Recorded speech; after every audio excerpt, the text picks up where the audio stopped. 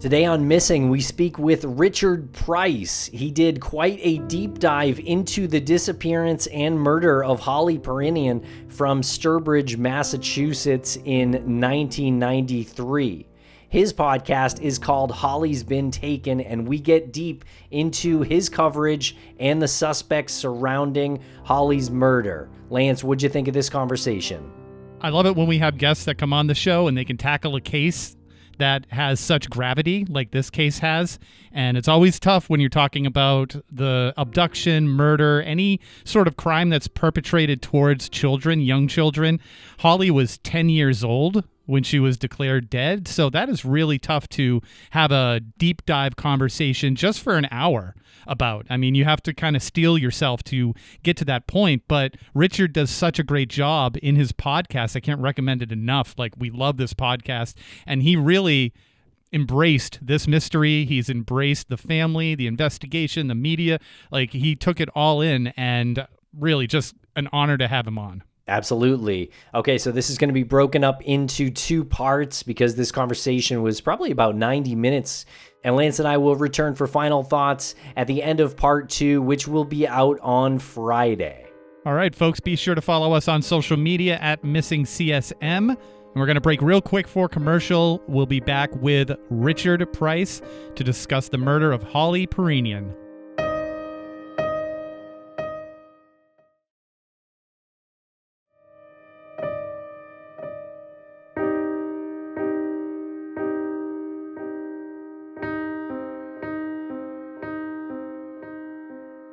Welcome to the podcast, Richard Price. Richard, how are you today? I'm good. Thank you so much, guys, for inviting me on here.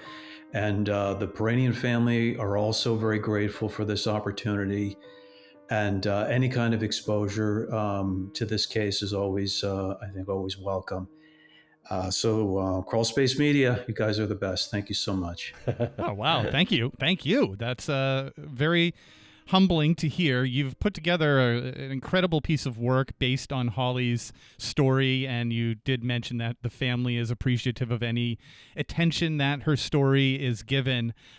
Could you introduce yourself to the audience and maybe give a little bit of a background, the material that I'm speaking about, the show that you produced, and how you first learned about Holly? Sure.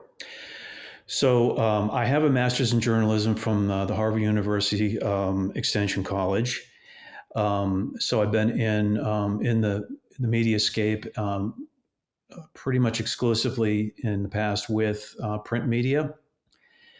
And I've done a lot of freelance work, including Boston Globe, Worcester Telegram, and so on. I have also was the editor, the managing editor of town newspaper here. I live in Grafton, Massachusetts. We had that as, of course, as you know, the same town that Holly and her family are from. The spokesperson for the family has been Carla Jackman, and has been for a number of years. And she and I had kind of known each other, I think mostly because she works for the school district, and I had kids in the district. She knew about me from the newspaper. I had stepped down from the paper in August 2019 for a bunch of reasons. But Carla had reached out to me afterward, and she had said she thought I was still there. And she had asked me if I could run kind of like an anniversary story for her. And I told her, well, not there anymore. But it got the wheels moving a little bit in my head, because I was kind of looking for a side project. And I think once COVID hit and we all were in lockdown, that was a big reason to. So that's when I kind of started exercising that side of my brain and launching into kind of a deep dive investigative reporting on this.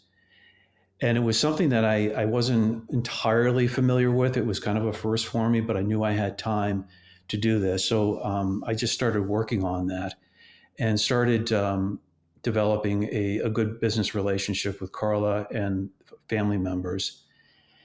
And with their blessing, I kind of just kept going and going and going with it. And that's kind of where and that's where it kind of came to this. I wanted it to be.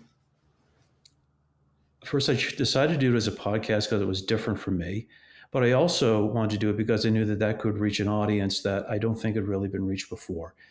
A lot of stories, podcasts, what have you, that have been done before will kind of do a generalization of the case, which is fine. But I thought it might be useful to do something that was a little bit more of a deep dive. I thought that I could reveal some things that no one has heard of before, and it could kind of get the conversation going a little bit more about the case. And that's where we are. And so, put out those episodes, and here we are today. So. Yes, I was actually going to ask you why you chose a podcast instead of another form of traditional media, but you just answered it right there. I just want to add, like, your podcast will live out there forever now, and until you take it down. And this was something that was produced, I believe, in 2022 or released in 2022. So look what's happened. 3 years later, we're covering Holly's story, and Tim actually discovered your podcast, introduced it to me. I've since introduced that to other people who are interested in these types of stories. So 3 years later, it still lives out there, and it gets a little bit of a resurgence. And I really hope that the listeners of this episode today will go over the show's called Holly's Been Taken, a true crime podcast. It's excellent. Go over and check that out. So you answered that question about why you chose to make it into a podcast. I want to go to your first interaction with the family after you had spoken with Carla, right? And then she introduces you to the family. How did you present yourself, and how did you say, I'm going to be as responsible with the story as I can be? How did you gain their trust? Well, partly like I mentioned before, Carla knew of me a little bit. We knew each other a little bit, and we both live in the same community. And, ironically, Holly is resting at a cemetery that is about a 15-minute walk from my house. But the way that I was able to gain their trust was through time, effort, and transparency. I wanted to make sure that they knew what was going on before I put it out there or revealed it to the rest of the world.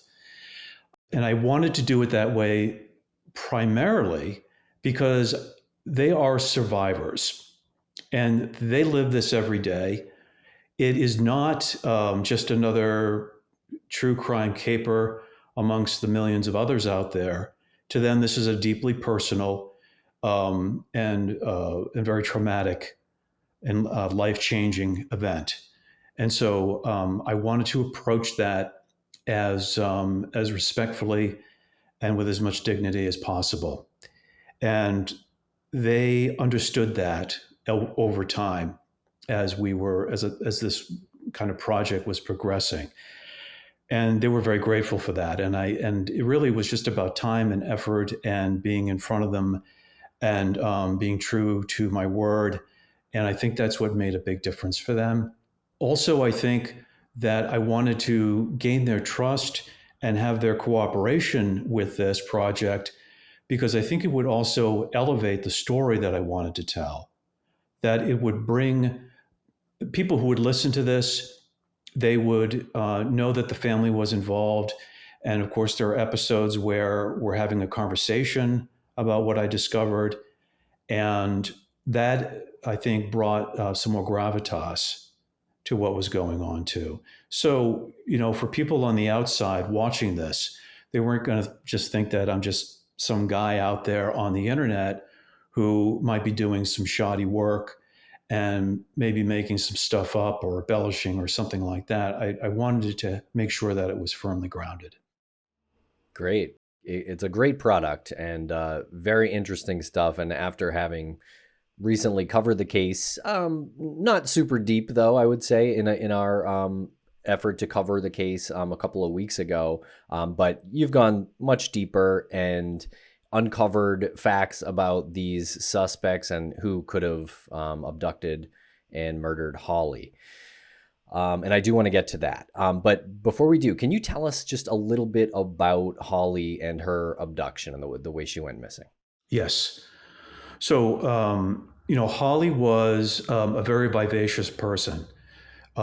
She was 10 years old when she was abducted. And she was the kind of person that, as personality wise, would be a little bit on the sassy side.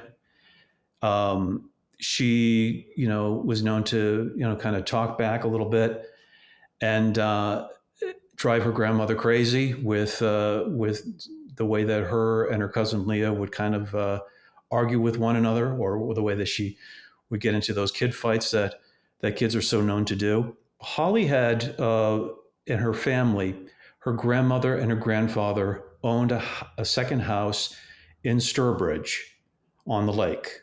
They called it camp. And the kids loved going there because of the water. And it was just a great summertime activity for them to be with. Her father was divorced. He had custody of the kids that weekend, that period of time. They were all there hanging out.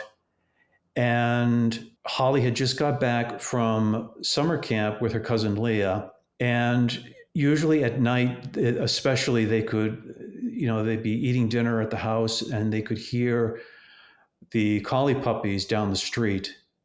And the kids would get very energized, would want to run out to see the dogs. And Holly, like a lot of kids, was an animal lover. On that particular day, on August 5th, Holly and her brother Zach stepped out of the house and they walked about 5 minutes down the road. That was South Shore Drive. It's an unpaved street at the time. It still is unpaved. And it was a 5-minute walk approximately to the edge of the property of the house that had the dogs. So they wanted to hang out there waiting for the dogs to come out because I think usually around that time of day, the dogs would usually come out. That was around 11:35, 11:40 in the morning when they stepped out the door for that. Zach was there, according to my research, Zach was there about 5 minutes or so. And then he left and went back to the house. Holly stayed there. What happened next was that there were two witnesses. The first witness saw Holly at the fence close to noon. And then the second witness saw Zach and Andy, which are her brothers, standing at the fence shortly after 12. So based on the math that I had put together, that she disappeared just before 12 o'clock within a 9-minute window. When Zach had left Holly to walk back to the house, he probably came home around between 11:50 and 11:55. Her dad was sitting in front of the TV. They had just come back a little while earlier from swimming in the lake. He was just kind of resting a little bit. And right around 12 o'clock, he got up as probably the television show was transitioning from whatever he was watching to the news, and said, I'm going to start making lunch. And then he sees that Holly's not there. And so he sends Zach and Andy back over to the fence to go get her. So they go back over there for that 5-minute walk. And that's when the second witness sees the two boys by the fence looking around for her shortly after 12 o'clock. They were there for a short period of time, and then they walked back probably around a little after 12 at that point, and came back, and Andy had found the shoe at the spot. And he said that Holly's been taken. He was very alarmed. And then Rick put the kids in the car and they started driving around looking for her at that point. And then, of course, everything started to quickly unravel. When they got back to the house, once again, he called the police. And that was at 12:52 p.m. And I know that is a fact because I have a police report that shows 12:52 p.m. And that's where things really started to come undone, unfortunately, for them. According to what I pieced together, there was probably a 9-minute window between when Zach had walked back to the house, and when Zach and Andy returned once again looking for her. So I would say she was probably abducted sometime between 11:55 and 12:04. Amazing work there. Amazing work with the piecing together of the timeline and investigating that. You must have at some point reached out to law enforcement to get documents. Can you just explain a little bit of that process? Because we think that's important. We have a lot of people who look into cases on their own, cold cases, and some of them don't have the right approach with law enforcement, but it sounds like you do.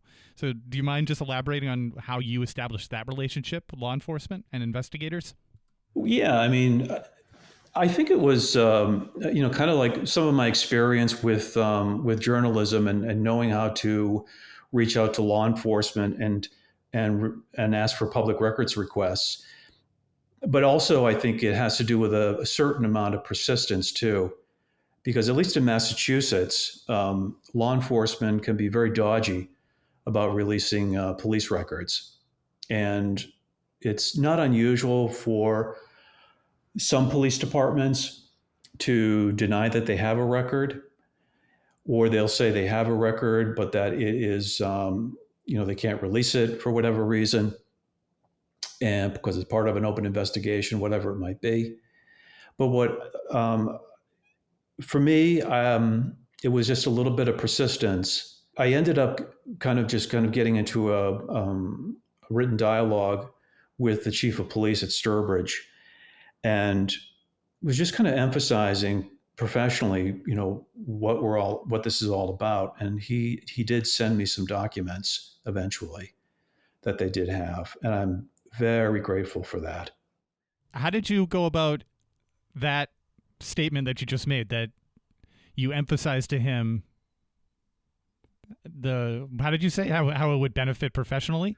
Well, I had, if my memory serves me, I had mentioned to him about that this is an old case. It's been unsolved for a long time, that it's in the public interest, that there were not enough reliable information out there, that the case is been kind of subject to just a lot of kind of squishy information, I think, and that it is important for the public to know. And also emphasized my background, that I'm not just somebody who's out there just,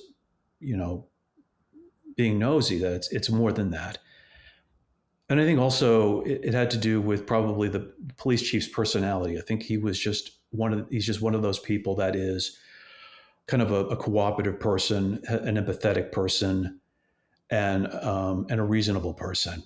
Again, persistence, and I think just kind of hitting the right notes in the request, I think made a difference. And we'll be right back after a quick word from our sponsors. Thanks to our sponsors, and now we're back to the program. In your podcast, you go over several of the potential suspects or persons of interest, whatever you may call them. I would like to speak about them, if you don't mind here. And could we start with Louis Lent? Sure. I was surprised. Yeah, now he's a serial killer, and we've covered him a little bit on our shows. But I was surprised to hear that he actually had ties to the Brimfield area. Me too.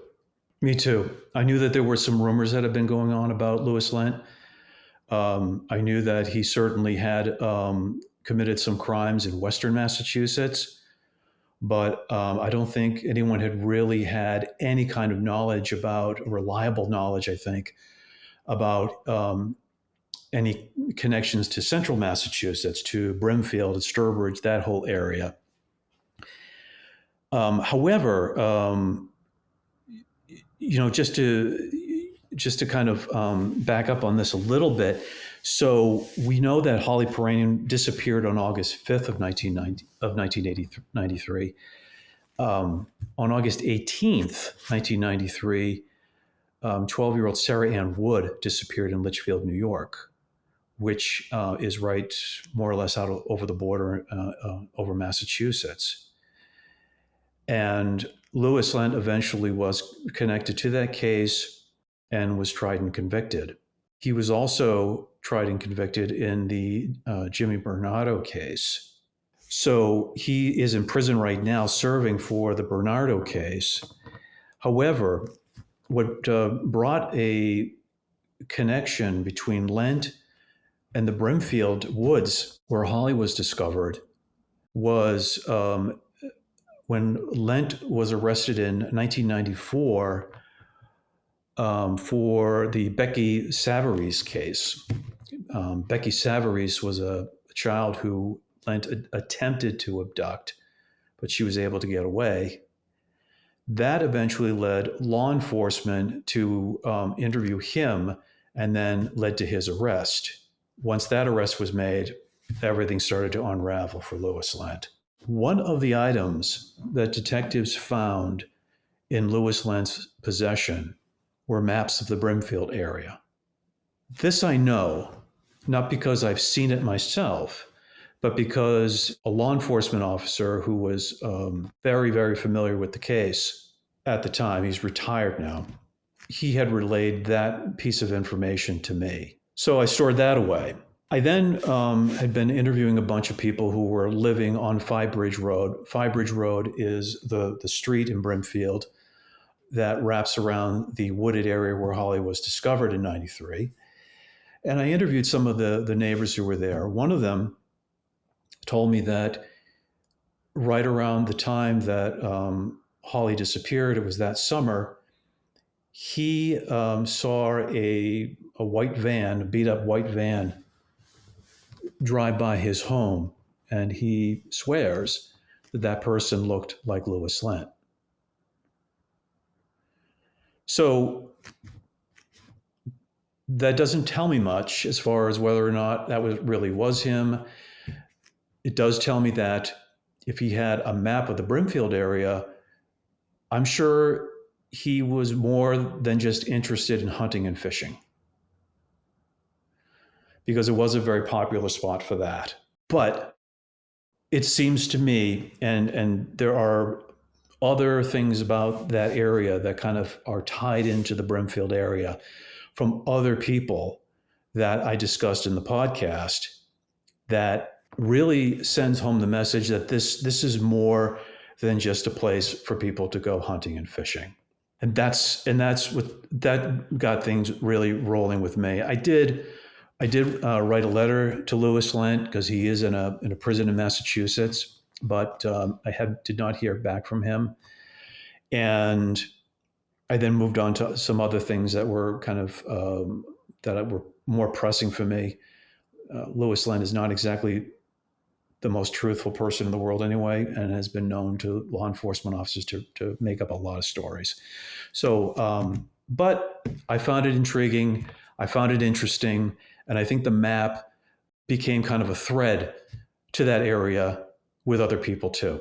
So you communicated with Louis Lent via letters in prison, via letters to him in prison. Yeah. We never actually had a conversation going. I never met him. Yep. He never wrote back, but. Did you have any very specific pointed questions in your letter, or was it more of an introductory type letter? Well, it was, I wanted to talk to him about the Holly Piirainen case. I wanted to ask him what he knew about the Brimfield area.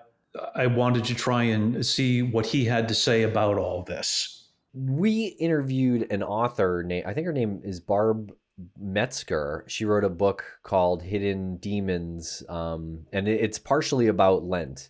And she wrote him a letter as well, and then got a phone call from one of Lent's friends who was not in prison, and really freaked her out, apparently. She obviously was very persistent. I wrote to him 3 times. Didn't answer the first 2 letters. The third letter, I tried a different tack, and he did answer me. About a couple of days later, I get a phone call from a man in Vermont who said he was a friend of Louis Lent's, and Lou wanted him to check up on me and find out about me. And I said, no way, you're not going to find out about me. This guy said, oh, I know all about him. I said, well, are you willing to talk to me? He said, we'll have to talk to Lou and see if he'll let me talk to you. Well, the guy gets back to me and says, Lou wants to know if you want to know where he buried the bodies. And I said, no, I'm not a police officer. That's not why I'm trying to contact him. I think that we shouldn't talk anymore. And that was the end of that. It actually made me very nervous. I'm sure that I'm not a Lewis Land expert, but I'm sure that there's a lot going on with him. And I've speculated myself if he had buried anybody in the Brimfield woods, or maybe he had just considered it. I don't know. That Brimfield area, it's, if I may, you got Walmart's build their stores in places that are quote unquote good locations. And people that are looking to commit crimes and not be seen also look for ideal locations. And they tend to talk to one another too.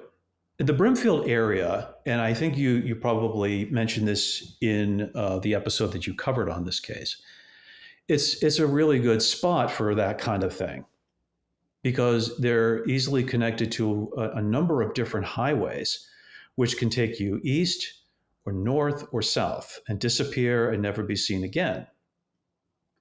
But at the same time, the Brimfield location where Holly was found is a very secluded area. But because there were railroad beds that were never finished, railroad beds were there, it became accessible by foot and by vehicle, but it wasn't an inviting place, at least back then. If you were to visit it now, it's been completely rehabbed and it's a beautiful spot. But back then, those railroad beds were kind of covered in all kinds of scrub, and it was not easy to pass through, but it was passable. A news reporter that I interviewed, in fact, he's on the podcast, talked about driving his own truck through there, and he described it as accessible but uninviting, and I think that's a perfect description. And it's also a spot that is well known by locals, by certain people who know where it is. It's not easy to find. Back then, it was not easy to find. But for those who were in the know, they knew where it was. And so it became not just a place where locals would kind of illegally dump their stuff, of which there's still some remnants of. It was not only just a really good spot if you like to hunt in the fall, or you like to fish, or even go for a swim, because there's a river right there, which was very nice. But it was also secluded enough where if you were somebody that wanted to deal drugs, if you were somebody that wanted to do something that you didn't want to be seen doing, it was a great spot to be at. Were there a lot of transient people there? Transient. I don't know about transient, but I think that there were certainly, you had both hunters who would go through that area. You had people who would fish who would go to that area. You had people that would dump their old refrigerators and tires there. You know, it was also a party spot too. You would find beer cans and whiskey bottles and trash and cigarette butts. People would toss all kinds of things there. So it was a little bit of an open field party spot too. Right. And I think that also included probably people like David Pouliot. And we'll be right back after a quick word from our sponsors. Thanks to our sponsors, and now we're back to the program. Those familiar with Holly's case will know that Dave Pouliot was forensically linked to the Brimfield area where Holly's body was located. So can you tell us a little bit about Dave Pouliot? Yeah, so David Pouliot is an interesting case because I think that it opened the door on this case and revealed more to the public, but not necessarily for the reasons that we were initially thinking of. Because the district attorney at the time, Mark Mastriani, had presented this as somebody who, and he chose his words very carefully, not a suspect, not a person of interest, but nevertheless a significant lead. And the media initially did frame it that way. And I think over the years, he was more commonly referred to as a person of interest. Admittedly, I know certainly from, because you've been doing this for a long time, you know that the definition of person of interest doesn't have a legal footing to it. It's kind of a squishy term, but regardless, it's a popular term. And so they didn't want to use the word person of interest because I think deep down inside, they knew they really didn't have much here. But they had enough that they could go out in front of the world and present something and be able to declare it as a significant lead. And I think also to kind of keep the word out on this case, which at that point, that was back in 2012 when the David Pouliot angle was released. So there was that item that they quote unquote forensically linked. They never revealed what that item was, but they said it was significant. I think because of the condition, it was something that they gathered at the time in '93, and they didn't have kind of the DNA technology at the time. And it wasn't until 2012 that they were able to actually present this and find something, and they were able to draw a link. Why they didn't want to reveal the item is there, I don't know. I don't know why they didn't want to do that. I do know what that item is. I'm hesitant to talk about it, what it is, because it's part of the investigation. There are just a lot of other things going on about David Pouliot that say to me, he probably was in the area, but he may not have known that Holly was there. He might have been there before, or he might have been there after. But what the Pouliot angle reveals is about the topography of that area. Because between the spot where she was discovered to all the access points onto that area, because there were two railroad beds, it's probably the equivalent of 5 football fields. It's big. And when the media at the time quizzed Mastriani about where they found it, he said generally that it was in the general vicinity, would not be specific. And when people pressed him about, well, was it like right next to her? Was it like 10 yards away? And he wouldn't be specific about that. I would say that there's an excellent possibility that David Pouliot was in the wrong place at the wrong time, but had nothing to do with Holly Piirainen.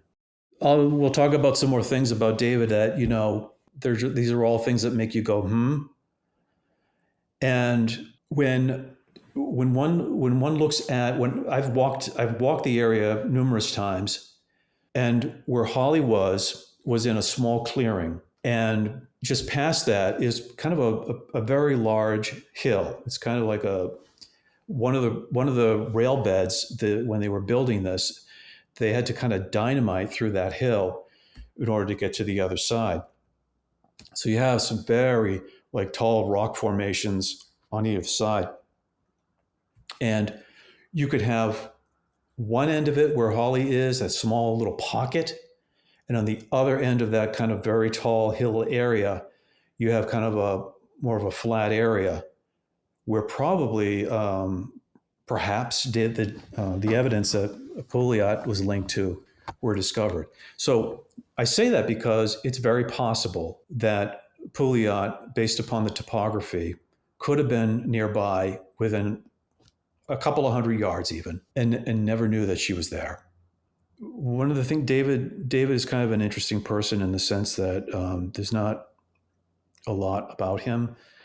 A lot of the media kind of talked about him in regards to an obituary that his family had published after he had died. He never graduated from high school, unlike what the obituary said. In fact, he dropped out in 1970. He was about 16 at the time. He was divorced. The obituary said that he was a veteran of the U.S. Coast Guard during the Vietnam War, but I wrote to the National Archives, and they had no record of him. Oh, that's interesting.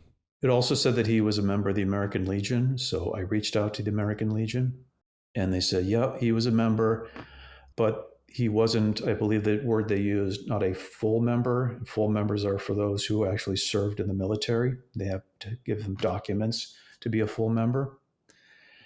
But he said it looks like he was probably an associate member, which basically is just people who are supportive of the American Legion. And so they paid dues every year, and they just wanted to be associate with veterans. So friends of the American Legion, if you will. His work history is very spotty. It talked about in the obituary him working for the city of Springfield, which is true. But that was only for about 7 years, from like 1972 to 1979. So there's a big gap in his employment. In Mastriani's press conference, he did say that Pouliot was very familiar with the Brimfield area. Carla Jackman, Holly's aunt, told me that she had heard a story of David had rototilled a garden for somebody on Five Bridge Road. And he kind of came in and did the job and left, but he knew the area, certainly. The other thing about David is probably the way he died. So he died from congestive heart failure and hypertension. He was only 49 years old. But in addition, other underlying causes were diabetes and cocaine use. Not really the picture of health. No, not the picture of health. But, the police, Mastriani was very clear. He said that we have one arrest on David. That was in 1999. It was not a sex-related crime. That's David.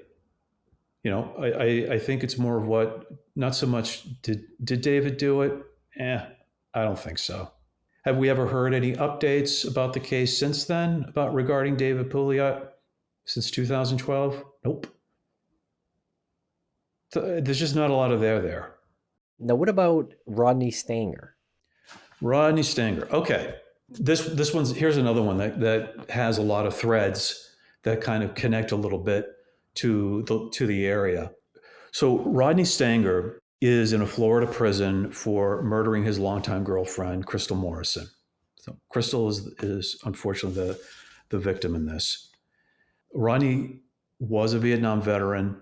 There was a story which came out not long after he was convicted of his murder of his girlfriend. Crystal's sister, Bonnie Kiernan, many months after the murder, went to the home that they were living in at the time. She had, I think, a lot of health issues going on, and so it was a fairly long gap between then. So she shows up, and the property, it's like a trailer home. Surrounding the property is fencing and razor wire. It's overgrown. Inside of the building, it is there's just crap everywhere. It's just horrifying to look at. There's just stuff everywhere. It was just kind of a squalid almost. Not to disparage Rodney or the Stanger family, because those are just kind of the photographs that I saw on the internet. She also found, girls' hair items and violent pornographic videos. She also found an ID with Rodney's picture on it, and she said that the photograph looked an awful lot like the police sketch of the Molly Bish case. So the media jumped all over that, and they reported on it. It was honestly tabloidy. One media source even interviewed a so-called expert on serial killers and basically labeled Rodney as potentially a serial killer, and that the hair pieces were probably trophies. I just looked at that and I thought, this doesn't add up. I said, this doesn't look good.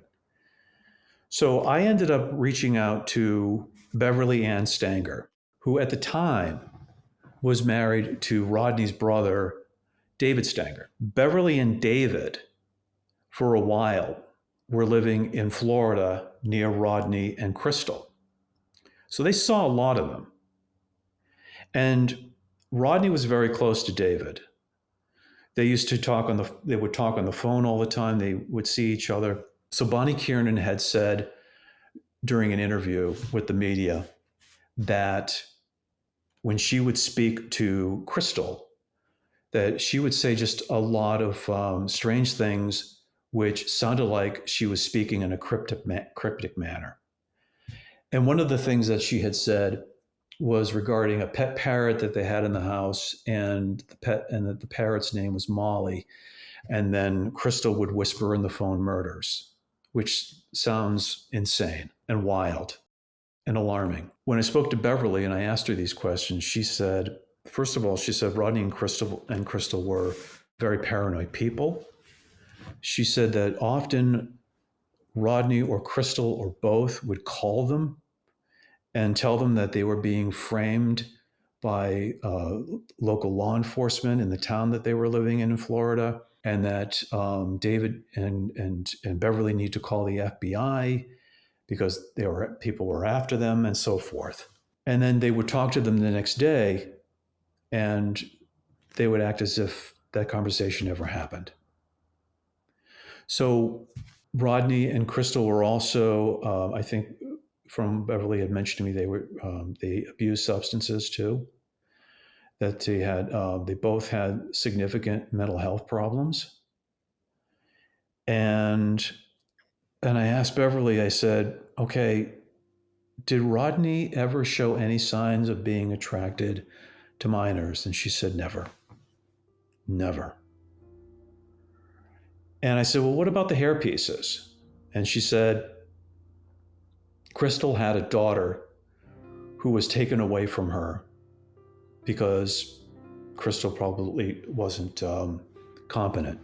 And she missed her daughter a lot, and she talked about her all the time. She said that she believes that, she said, I haven't seen the hair pieces. She said, but it wouldn't surprise me if Crystal held on to those as keepsakes about her daughter. I see this murder, Rodney's murder of Crystal, as not as some kind of like cover up of, say, the Molly Bish case, nor do I believe that that Rodney was a serial killer. I think that Rodney and Crystal had a lot of just serious mental health problems. I think they were abusing drugs and alcohol.